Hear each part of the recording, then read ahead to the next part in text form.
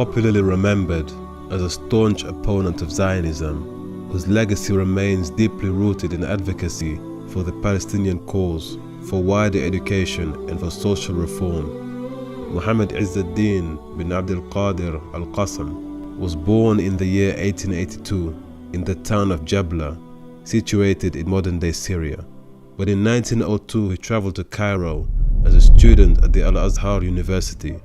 Later, having graduated, Muhammad Izzaddin Al Qassam became a preacher in his hometown, but he soon got involved in activism.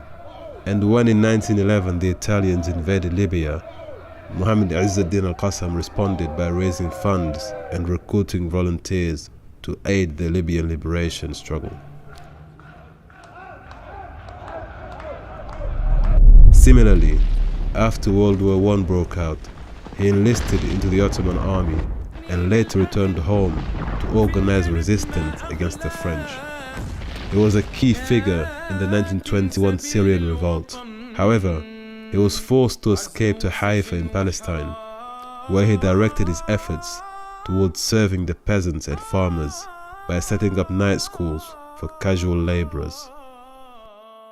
It would not be long before he began working to assist the Palestinian cause, when during the 1930s he established a group called the Black Hand. This self-defense association was comprised of local residents.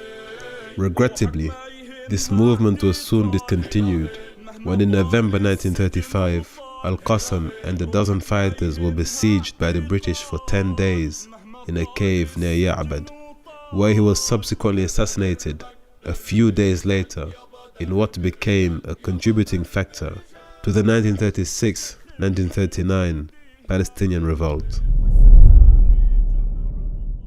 Today his memory lives on as a courageous and heroic champion of the Palestinian people. He lies buried in Haifa.